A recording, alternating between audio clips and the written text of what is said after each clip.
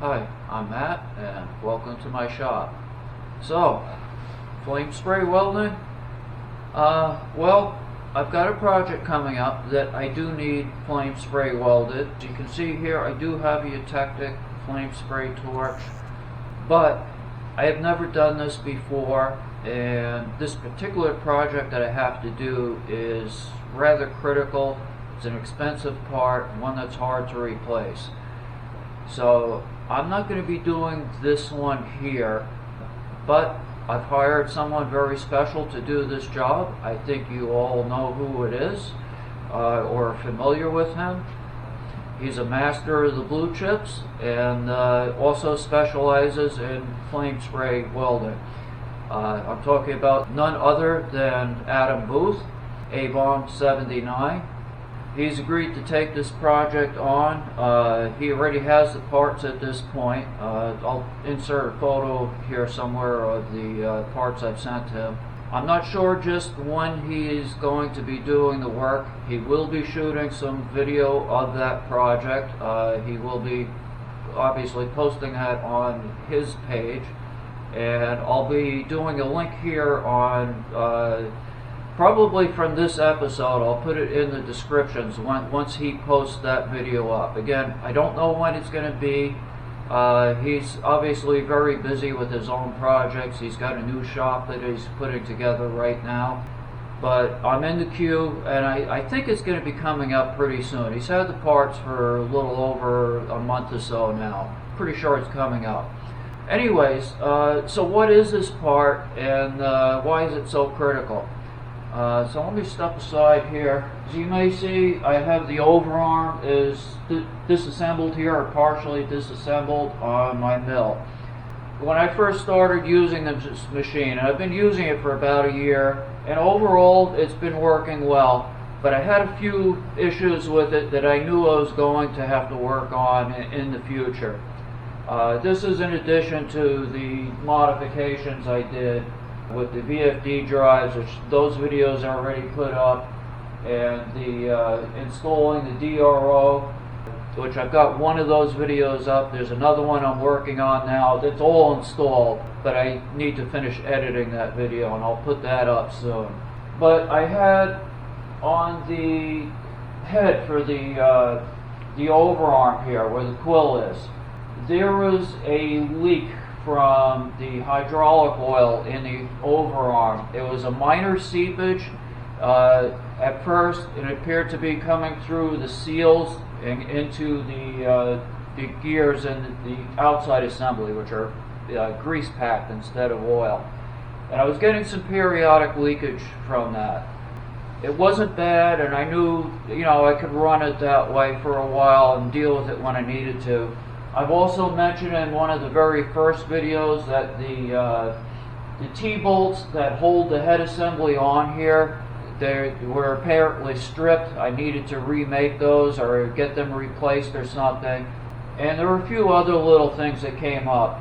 So anyways, what happened is a couple of months ago I was doing a job on here, and right at the very last cut of the job, all of a sudden it started peeing out hydraulic oil and grease that was thinned out by the hydraulic oil, like a lot of it all at once. And I knew at that point that sometime in the future was right front and center. I had to deal with it right now. So currently I'm shut down. I've already been working on this for quite a while, and I'm going to show you a little bit here. So sorry for the shakiness here. I'm going to have to go handheld. So initially I thought it was this seal. These are the originals. I've already replaced them. I don't know if we can see good enough in there. These seals are worn. They're pretty well shot, but that was not what I actually let go completely. What it turned out to be is this worm gear here, which is used for positioning the head. There's two. There's one on the knuckle here and one on the actual quill head here. One does a left to right angling of the head, and the other one does a front to back angling of the head. So these bolts that hold this on, you can see there's 4 of them there. They had become a little bit loose in here, and the whole gear had loosened. And the gear seals between the body and the other side, which has the hydraulic fluid on it, and it was seeping behind, instead of through the seal, it was going right around the whole gear and getting in there. So this is taken care of, but when I had this all apart, what I found is where this engages into the gearbox, it uses a coupler like this. Now, this side would go on here, but it's kind of a styled like a Lovejoy, but instead of rubber, it's got a brass piece that fits in here. There's a mating side that goes on the other side of the gearbox, which I have out right here.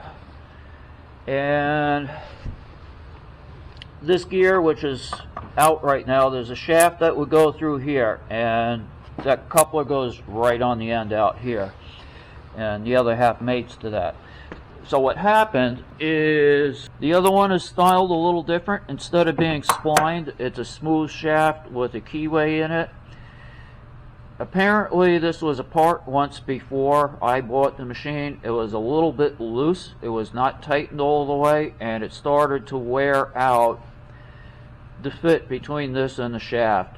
And the only real way to deal with that, because it couldn't tighten down any further than it was, is it needs the shaft, this needs to be bored a little bit on the other coupler, and the shaft needs to be built up to match and machined for a perfect fit.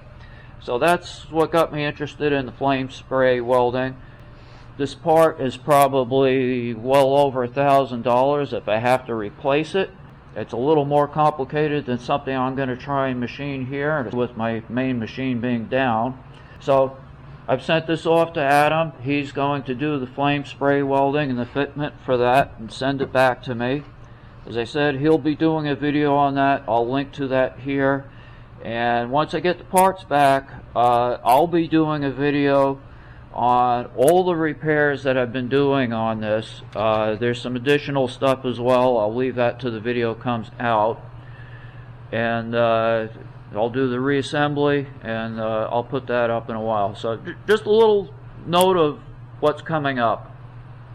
So this episode was basically just an update of what's happening, and I want to wish you all happy holidays, good Christmas, or whatever other holidays you follow, and be safe during these kind of precarious times here with all the COVID and all that. Anyway, thanks for watching.